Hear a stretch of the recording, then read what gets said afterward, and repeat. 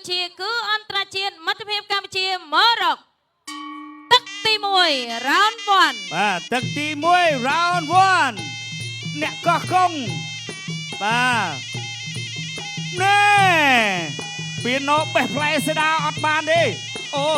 កែងមួយរបស់មិនកែងសងវិញរបស់ខៀវជង្គង់របស់មេខៀវកែងអូ កស1 2 3 4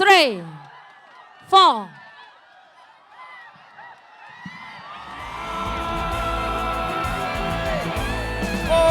យប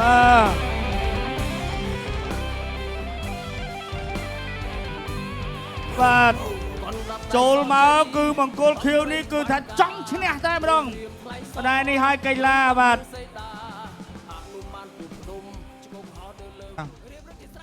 បាទគាត់នៅបាទនៅនេះទៅឡើយទេបាទលោករេគី នេះ បាទកន្លែងបាទរូបភាពយឺតៗអំបញ្ញមិញនេះបត់មកកែងចូលមេឃាផឹកមេឃាកាប់មកកែងនេះបាទគោះមកវិញអូគោះបាទលេងខូចគេកាប់ទៅហើយមកគោះមកវិញទៀត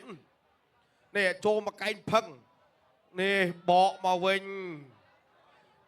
បាទ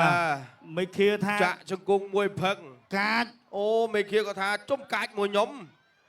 នេះគោះមកផបាទអូយ